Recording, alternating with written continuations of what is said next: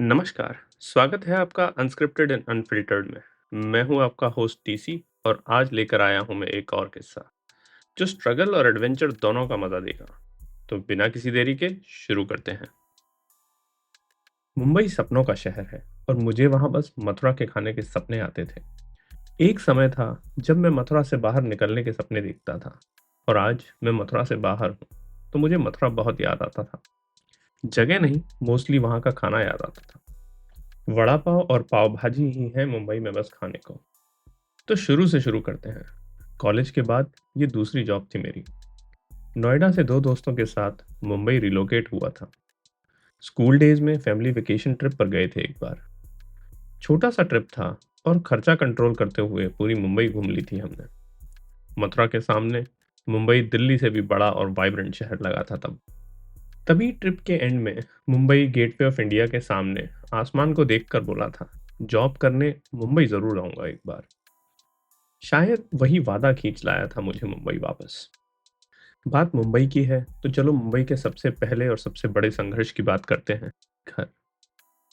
Package में salary और घर था, मतलब रेंटल वाला घर। बॉस ने ऑफिस स्टाफ ब्रिजेश को मेरे साथ घर ढूंढने पर लगाया था।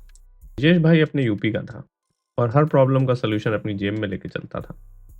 उसने एक लोकल ब्रोकर को साथ लिया और हम निकल पड़े घर ढूंढने, मतलब पीजी ढूंढने। अच्छा, ये रेंटल का खर्चा तो कंपनी देने वाली थी, तो ऑब्वियसली बजट भी बहुत ही कम रखा था बॉस ने। तब मुझे समझ में आया कि साहिब ने ब्रजेश को ऑफिस के पास वेस्ट कांदिवली में पीजी ढूंढने को बोला है। मैं भी बड़ा एक्साइटेड था पीजी में रहने को। सोचा नए लोग मिलेंगे, नए दोस्त बनेंगे। वहाँ के ज़्यादातर पीजी ओनर्स गुजराती थे और वो लोग टेनेंट की पूरी इंक्वायरी करते थे। वो मुझे फर्स्ट नेम से गुजराती समझ लेते थे, पर जैसे ही मैं कुछ बोलता उन्हें पता लग जाता था कि मैं गुजराती नहीं हूँ और मना कर देते थे। दिल्ली में तो घर बड़ी आसानी से मिल जाता था, या शायद ये संघर्ष कभी महसूस ही नहीं हुआ क्योंकि हम तो वहाँ के लोकल थे। मुंबई का अलग ही लेवल था। ऐसे ऐसे घर दिखाए थे कि बता नहीं सकता। वो एक तो सबसे खतरनाक था, जहाँ रूम्स नहीं बेड्स रेंट पर मिलते थे। आज भी याद है मुझे। एक बड़ा सा हॉल था, लगभग 20 बंक बेड थे। दीवारों पर पीला रंग था, हरे रंग के बंक बेड थे। बेडिंग अपना लाना होता था। बड़ा ही अंधेरा था उस कमरे में। दिन में भी रोशनी नहीं आती थी वहां, और लोग रह रहे थे उस हॉस्टल जैसी जगह में। वहां एक कॉमन टॉयलेट था जिसकी बदबू पूरे हॉल में आ रही थी। वहां रहना मेरे बस की बात नहीं थी। मैंने बाहर आकर ब्रिजेश को बोला, ये कहाँ पर ले आया है भाई? बेड दिला रहा है कि घर दिला रहा है? वो बोला, टेंशन मत ले, इससे अच्छा पीजी दिलाऊंगा। तो अब तक हम करीबन 6-7 गुजराती पीजी चेक कर चुके थे और सब जगह रिजेक्ट हो चुके थे। पर एक बात समझ में आई थी कि वो सारे गुजराती कृष्ण भगवान के बड़े भक्त। तो अगली बार सोचा कि इंट्रो कुछ अलग सा देंगे। तो फिर हम एक और पीजी देखने गए। वहाँ का ओनर भी गुजराती था। उन्होंने मुझसे पूछा, कहाँ से हो? तो मैंने बोला, कृष्ण भगवान की जन्मभूमि मथुरा से हूँ। उनके चेहरे पे एक अलग सी खुशी थी। हाँ, मथुरा से हो? मैंने कहा, जी हाँ, नया नया मुंबई आया हूँ, किराए के लिए घर ढूंढ रहा हूँ। तो शायद वो ट्रिक काम कर गई और वो पीजी मुझको मिल गया। 2 ही दिन में मुंबई में पीजी ढूंढना कमाल की बात है, और ब्रिजेश भाई ने ये कमाल कर दिया था। कांदीवली वेस्ट में एक साफ सुथरा सा 3 बेडरूम पीजी था वो। एक रूम में बा रहती थी जो उस पीजी को मैनेज करती थी। दूसरे रूम में जय नाम का एक लड़का रहता था और तीसरे कमरे में एक और जय रहता था जिसके साथ मुझे रूम शेयर करना था। मैं अपना सामान लेकर पीजी में मूव हो गया। बा के अलावा कोई नहीं था उस दिन कमरे पे। मैं अपने वाले रूम में गया और वहां पर अपना सामान सेट करके उस रूम से वाकिफ होने लगा। रूम काफी छोटा था। उसमें एक तखत था और थोड़ी स्पेयर जगह थी जहां पर मुझे जमीन पर अपना बिस्तर बिछाकर सोना था। और इसके 2,500 रुपये लगते थे। सितंबर का टाइम था शायद। मैंने अपना बिस्तर बिछाया, फैन चलाया और लेट गया। कब नींद आ गई पता ही नहीं चला। रात में अचानक उठा तो पाया तखत पर एक आदमी अपनी चादर ओढ़े बैठा हुआ है और कपकपा रहा था वो। मुझे उठते देख वो बोला, अरे इतनी ठंड में फैन चलाकर कौन सोता है भाई? ठंड में मरना है क्या तेरे को? तो समझ में आया कि वो तखत का सुल्तान जय भाई था। उस रात तो मैंने फैन बंद कर दिया और सो गया। पर मुझे फैन चलाकर सोने की आदत थी। सोच ही रहा था कि ऐसे कैसे काम चलेगा, जय भाई को पटाना पड़ेगा। अगले दिन सुबह जय भाई जल्दी ही चले गए तो ज़्यादा बात नहीं हो पाई। हमें भी ऑफिस जाना था तो हम भी रेडी होने लगे। सुना था मुंबई लोकल ट्रेन में बहुत भीड़ होती है, तो पहले कुछ दिन तो मैं बस से ही ऑफिस गया। बाइक पर सफ़र करने की आदत थी, बसों की आदत डाल ही रहा था। तभी ब्रिजेश भाई ने टोक दिया कि बस से ऑफिस क्यों आता है, ट्रेन से आया कर। मैंने भी जोश जोश में अगले दिन ट्रेन से ऑफिस जाने का प्लान बनाया। सुबह 7 बजे की ट्रेन थी। उस ट्रेन को पकड़ने के लिए मैं 6:45 तक प्लेटफॉर्म पर पहुंच गया था। ब्रिजेश भाई ने बोला था कि बहुत भीड़ होगी, संभल कर आना। प्लेटफॉर्म एकदम खाली पड़ा था, तो मुझे लगा शायद ब्रिजेश भाई मेरे मजे ले रहे थे। 6:58 तक प्लेटफॉर्म खाली पड़ा था। अचानक 2 ही मिनटों में जाने कहाँ से इतनी सारी जनता प्रकट हो गई। ट्रेन आई, वो सारे उसमें सवार होकर चले गए और मैं वहीं खड़ा रह गया। मुझे समझ में नहीं आया था क्या हुआ था, तो मैंने सोचा अगली ट्रेन आएगी उसमें चले जाएंगे। दूसरी ट्रेन आई, वो भी नहीं पकड़ पाया था मैं, बहुत ज़्यादा भीड़ थी। 2 ही स्टेशन दूर था मेरा ऑफिस, तो उस दिन तो मैं ऑटो लेकर चला गया। ऑफिस जाकर ब्रिजेश भाई को सारा किस्सा बताया तो वो जोर जोर से हंसने लगे। बोले निकल गई सारी हेकड़ी, गुंडई दिखाओ और कल ट्रेन में ऑफिस आकर दिखा। चैलेंज सा दे दिया था ब्रिजेश भाई ने। शायद वही चैलेंज चाहिए था मुझे मुंबई में रहने के लिए। उस दिन के बाद लोकल ट्रेन कभी मिस नहीं हुई। मुंबई लोकल ट्रेन का सिंपल सा फंडा है, भीड़ के सामने खड़े हो जाओ, वो तुम्हें ट्रेन के अंदर चढ़ा देगी और वही भीड़ तुम्हें ट्रेन से उतार देगी। बस आपको अपनी पॉकेट की सुरक्षा करनी होगी। तो अब हम ट्रेन में आना जाना सीख चुके थे और मुंबई में लोकल घूमने भी लगे थे। जय भाई ने लोकल होस्ट होने के नाते मुझे एक वीकेंड पर बोला, चल तेरे को मथुरा वाली चाट खिलाता हूँ। मैं भी बड़ा एक्साइटेड हो गया कि मथुरा वाली चाट मुंबई में कहाँ से मिलेगी। तो वो मुझे जुहू चौपाटी ले गया। वहाँ काफ़ी सारे स्टॉल्स थे और वहीं पर एक स्टॉल था ब्रिजवासी चाट। जय भाई बोले कि देख यहाँ मिलेगी तुझे मथुरा वाली चाट। उस स्टॉल पर नकली सी मूछ और धोती और यूपी वाली टोपी पहनकर एक बंदा बैठा हुआ था। मैंने उससे पूछा कहाँ से है भाई। उसने जो भी बोला मुझे पता लग गया था कि वो ब्रज का तो बिल्कुल नहीं था। उसकी चाट भी ट्राई की हमने और उस चाट में मथुरा वाला टेस्ट नहीं था। शायद जय भाई और मुंबई वालों को यही पता था कि मथुरा में या ब्रज में यही चाट मिलती होगी। तो मैंने जय भाई से बोला, ये चाट एकदम नकली है, चलो हम मुंबई की असली पाव भाजी खाते हैं। तो उस दिन हमने चौपाटी से पाव भाजी, वड़ा पाव, डोसा, भेलपुरी, काफ़ी सारी चीज़ें ट्राई की। मुंबई घर लगने लगा था अब। कभी कभार शाम को मस्त मौसम में ट्रेन की भीड़ से डील करने का मन नहीं करता था, तो ऑटो पकड़कर घर आ जाता था। तो ऐसी ही एक मस्त सुहानी शाम को मेरा मन बोला कि आज ऑटो से घर जाएंगे। तो हमने ऑटो वालों को रोकने की कोशिश की। 3-4 ऑटो वाले डेस्टिनेशन सुनकर मना करके चले गए। एक रुका था, उसने पूछा कहाँ जाना है। मैंने बोला कांदिवली जाना है। ऑटो ड्राइवर बोला मैं चलेगा, पर अगर आगे ट्रैफिक स्लो हुआ तो उतरेगा तो नहीं ना। मैंने भी नहीं उतरूंगा बोल दिया। अच्छा, उसे पता था कि आगे गणपति का प्रोसेशन जा रहा है, जिसकी वजह से ट्रैफिक बहुत ही स्लो है। उसको मेक श्योर करना था कि मैं आधे रास्ते उतर तो नहीं जाऊंगा और वो ट्रैफिक में फंस न जाए। मुझे इसका कोई आइडिया नहीं था, तो मैं ऑटो में बैठ गया। आगे जाकर देखा तो वहाँ प्रोसेशन चल रहा था, जिसकी वजह से ट्रैफिक बहुत ही स्लो हो चुका था। अब मुझे समझ में आने लगा था कि ऑटो वाले ने मुझसे वो सवाल क्यों पूछा था, पर अब वादा तो कर दिया था तो हम बैठे रहे ऑटो में। ये ऑटो भी वो वाला था जिसमें मस्त कलरफुल लाइटिंग थी, मस्त गाने बज रहे थे, फुल डिस्को बार जैसी फीलिंग आ रही थी। काली मर्सिडीज के पीछे हम धीरे धीरे चल रहे थे। थोड़ी देर में ट्रैफिक खुला, मर्सिडीज एकदम से उड़ी। ऑटो वाले को भी जोश आया और उसने भी अपना घोड़ा उड़ाया। आगे फिर से ट्रैफिक कंजेशन आया, तो मर्सिडीज वाले ने तो अपनी ब्रेक लगा दी और हमारे ऑटो वाले ने अपनी पूरी जान लगा दी। और ब्रेक लगते लगते उसका ऑटो मर्सिडीज में ठुक गया। मैंने भी उसको बोला और उड़ा ले, जेट बना दे इसको। मर्सिडीज रुकी और उसमें से उसके ड्राइवर ने इशारा किया ऑटो साइड में लगाने को। मर्सिडीज का ड्राइवर बाहर निकल कर आया और जोर जोर से ऑटो वाले को डांटने लगा। तभी गाड़ी में से एक आदमी निकला। ऊपर से नीचे तक सफेद कपड़े, सफेद सैंडल थे उसके। बिल्कुल अब्बास मस्तान जैसा लग रहा था। पता नहीं कौन सा था अब्बास के मस्तान। वो भी ऑटो वाले को डांटने लगा। ऑटो वाला डांट खाते खाते मेरी तरफ देख रहा था और मैं आराम से ऑटो में बैठा हुआ था। थोड़ी देर बाद मैं भी ऑटो से बाहर निकल आया और चुपचाप अपने ऑटो वाले के साथ जाकर खड़ा हो गया। वो तीनों हाइट में छोटे-छोटे थे और इस बार मेरी कोई गलती नहीं थी, तो मेरा कॉन्फिडेंस बहुत हाई था। मैं उनका ये सारा ड्रामा सुन ही रहा था कि अचानक मैंने गुस्से से बोला, "अगर मारनी है तो इसमें गोली मार दो, पर जल्दी करो। मैं लेट हो रहा हूँ, मुझे जाने दो।" ड्राइवर और गाड़ी का मालिक मेरी ओर देखने लगे। उन्हें समझ में नहीं आ रहा था क्या बोलना है।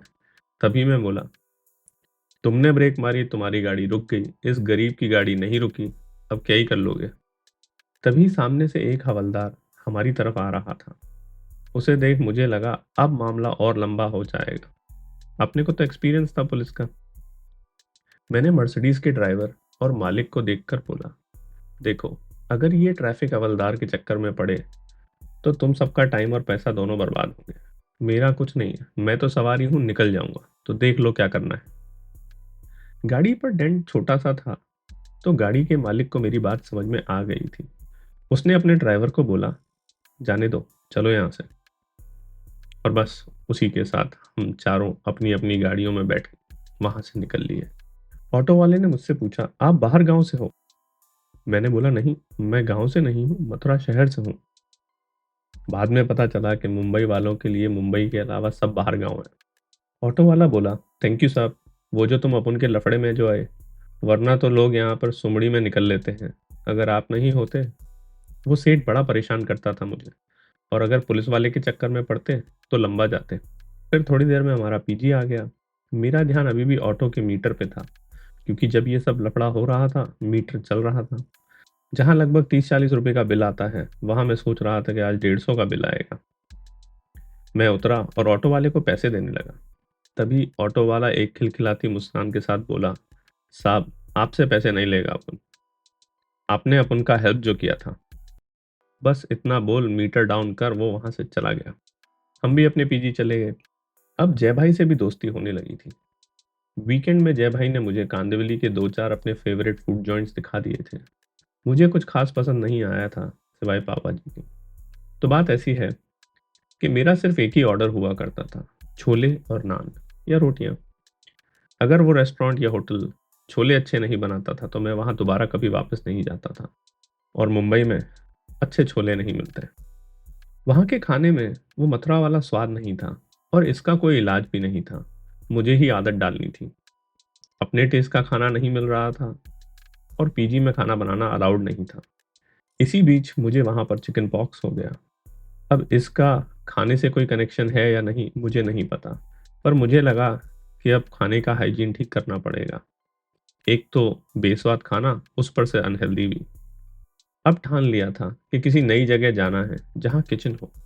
ब्रिजेश भाई से बात की, उन्होंने एक जुगाड़ भी निकाल लिया। बस अब बॉस का ग्रीन सिग्नल चाहिए था। तो आई अप्रेजल की बारी। तो कंपनी के कुछ ट्रिकी काम थे जो मैंने पूरे करवा दिए थे, और बॉस ने खुश होकर अप्रूवल भी दे दिया था। बाद में बताऊंगा वो कौन से काम थे। अभी नए घर पर फोकस करते हैं। ब्रिजेश भाई ने मलाड के किसी एनआरआई का 3 BHK ढूंढा था। एनआरआई तो सारा साल यूएस में रहता था, और उसने अपना घर किराए पे उठा रखा था। एक कमरा उसने अपने लिए रखा हुआ था, ताकि जब भी वो कभी वापस आता था तो उस कमरे को यूज कर लेता था। बाकी 2 कमरे उसने किराए पे उठा रखे थे। घर तो ठीक है, पर ये एनआरआई वाला फंडा बड़ा ही इंस्पायरिंग लगा था, कुछ नया सा था। दिमाग में आया कि अब एनआरआई कैसे बने। बट अभी हम खुश थे क्योंकि उस घर में किचन थी। तो चलते हैं घर की ओर। मैं उस घर में अपनी मर्जी का खाना बना सकता था। जो नए रूममेट्स थे उनमें से किसी को खाना बनाना नहीं आता था, तो मैंने उनको ऑफर दिया कि तुम जो सब्जी लाओगे मैं बना दूंगा, सिवाय बैंगन के। बस तुम्हें बर्तन साफ करने होंगे। अगर वो ना भी मानते तो मैं तो ये सब काम सारे करने ही वाला था। लेकिन वो लोग भी आलसी थे, मान गए। और इस तरह कुछ महीने कट गए। काम ठीक ठाक चल रहा था। मैंने इस कंपनी में रहकर काफी इंडिया घूम लिया था। हमारा काम था इंडस्ट्रियल इक्विपमेंट्स की रिपेयर। मोस्टली हम बस रजिस्टर और कैपेसिटर ही बदलते रहते थे। काम तो बढ़िया था, पर उसमें एक प्रॉब्लम थी कि सारा टाइम तो मैं एसी वाले कमरे में बैठा रहता था, लेकिन ऑन साइट जाना पड़ता था, और धूप, बारिश, पसीने, बसेस, इन सब एलिमेंट से डील करना पड़ता था। वो एनआरआई वाला सपना भी अब दिमाग में फिट हो चुका था, तो मन सा नहीं लग रहा था। और उस जॉब में तो एनआरआई बनने का कोई स्कोप नहीं था। तभी वर्कशॉप में एक इंडस्ट्रियल कंप्यूटर आया। जो मुझे असाइन हुआ। उसे फिक्स करते-करते ख़्याल आया, क्यों ना मैं आईटी में ही स्विच कर लूँ, कहीं जाना नहीं पड़ेगा। पर वो ख़्याल धुंधला-सा था और मैं वापस अपने काम में लग गया। तभी मेरा अगला टास्क आया, तो चलो इस टास्क के लिए चलते हैं पानीपत रिफाइनरी। ये किस्सा उन ट्रिकी प्रोजेक्ट्स का है जिसके बारे में मैंने ऊपर बात की थी। और पानीपत रिफाइनरी में रोहित के डैडी रहा करते थे। तो जब भी मैं पानीपत अपने प्रोजेक्ट पर जाता था, अंकल के यहाँ रुक जाता था और होटल का बिल एक्सपेंस रिपोर्ट में लगा देता था। एक सिस्टम सा बन गया था एक्स्ट्रा इनकम का। और जो भी मेरे साथ इस ट्रिप पर आता था, खुश रहता था क्योंकि थोड़ी बहुत एक्स्ट्रा इनकम उनकी भी बन जाती थी। तो इस बार का टास्क था आईओसीएल प्लांट के पब्लिक अनाउंसमेंट सिस्टम की एनुअल मेंटेनेंस। सब कुछ ठीक जा रहा था, बस लास्ट में उस पीए सिस्टम के प्रोग्राम को, जो कि एक एप्रोम चिप में लिखा था, उसका बैकअप लेना था। एकदम से उस चिप का प्रोग्राम हवा हो गया और हमारे पास जो बैकअप था उससे पीए सिस्टम चल नहीं रहा था। ये तो बड़ा मैटर हो गया था क्योंकि पूरे प्लांट का पीए सिस्टम बंद पड़ा था। उनके पास बैकअप के लिए वॉकी टॉकी थे, पर पीए सिस्टम के बिना काम नहीं चलने वाला था। और जो कंपनी इस पीए सिस्टम को पहले मैनेज करती थी, उसके एम्प्लॉयज भी वहां पर आए हुए थे। उनमें से एक से मैंने पूछा कि उस चिप में एक प्रोग्राम ही तो है, अगर मैं नई चिप में वो प्रोग्राम लिख दूं और अपलोड कर दूं तो सिस्टम ठीक हो जाएगा। लेकिन क्योंकि वो कंपटीटर था, उसने मेरी हेल्प करना उचित नहीं समझा। पर उससे बात करते करते मुझे आइडिया मिल चुका था। प्लांट के ईडी के साथ हमारी मीटिंग हुई। उन्होंने पूछा क्या करना है, कैसे ठीक करोगे। मैंने भी आइडिया अपलोड कर दिया कि एक छोटा सा प्रोग्राम है, उसको चिप में लोड करना है और उसके बाद पीए सिस्टम ठीक हो जाएगा। ईडी को भरोसा सा नहीं हो रहा था। उन्हें लग रहा था कि ये नया सा लड़का इस कॉम्प्लिकेटेड पीए सिस्टम को कैसे ठीक करेगा। उनकी बात भी ठीक थी। मैं भी नया था और मुझे भी कोई आइडिया नहीं था करना क्या है। बट आपको तो पता है, अपना कॉन्फिडेंस इंस्टिंक्ट से बनता था। मैंने भी उन्हें कॉन्फिडेंस से बोल दिया कि सर जी, और कोई ऑप्शन तो नहीं है, एक ट्राई कर सकते हैं, छोटा सा प्रोग्राम ही तो है, मैं लिख देता हूँ, लोड कर दूंगा, सिस्टम ठीक हो जाएगा। थोड़ा और कॉन्फिडेंस दिखाते हुए बोला, वैसे भी वीकेंड है, आप किसी वेंडर को बुलाओगे तो नेक्स्ट वीक से पहले तो आएगा नहीं। अगर मेरा प्लान चल गया तो मंडे तक तो सिस्टम ठीक हो जाएगा। वो मान गए। मुझे डांटने के अलावा कोई और ऑप्शन था भी नहीं उनके पास। अब मेरा मिशन था उस प्रोग्राम को चिप में लोड करना। वो 58 पेजेस का बाइनरी प्रोग्राम था, zeros and ones, zeros and ones. PA system के मैनुअल में लिखा हुआ था वो सारा, बस मुझे एक टेक्स्ट फाइल में टाइप करना था। वीकेंड आ गया था, गलती का कोई स्कोप नहीं था। मैंने पूरा दिन लगाकर वो सारा प्रोग्राम एक टेक्स्ट फाइल में लिख दिया। टेक्स्ट लिखना आसान होता है, स्पेल चेक्स मिस्टेक निकाल देता है, तो कोई गलती नहीं होती। यहाँ पर टेक्स्ट स्पेल चेक से कोई हेल्प नहीं मिलनी थी। प्रोग्राम की एक्यूरेसी के लिए मुझे कुछ तो जुगाड़ निकालना था। काफ़ी देर सोचने के बाद एक तरीका निकाला। पहले मैंने सारा प्रोग्राम लिखा, उसके बाद कंप्यूटर पर टेक्स्ट फाइल का फॉन्ट साइज मैंने मैनुअल पेपर के फॉन्ट साइज के बराबर किया और पेपर उस स्क्रीन पर रख दिया। परफेक्ट मैच होने पर अगर कोई भी गलती होती थी तो साफ दिख जाती थी, क्योंकि या तो पीछे जीरो दिखता था आगे वन दिखता था, या पीछे वन दिखता था आगे जीरो दिखता था। वो प्रोग्राम लेकर मैं वापस प्लांट गया और भगवान का नाम लिया और अपलोड कर दिया। थोड़ी देर में पीए सिस्टम चल गया, जान में जान आई और इसके साथ मेरा कंप्यूटर्स में इंटरेस्ट और भी बढ़ गया। इस ट्रिप के कुछ दिनों के बाद ही मैंने जॉब छोड़ने का सोचा। अब मुझे वापस जाकर आईटी में ट्राई करना था। इस जॉब के लिए मैं और मेरी दो दोस्त नोएडा से मुंबई रिलोकेट हुए थे और अब हम लोगों को यहाँ काम करते करते एक साल हो गया था और यकीन हो गया था कि Mumbai is a fun place, but this job would not give us the life we all wanted. हम तीनों एक साथ रिजाइन करके वापस चले गए। लौटते समय मुंबई से बोलकर आया था, फिर वापस आऊंगा। तो ये थी मेरी मुंबई की कहानी।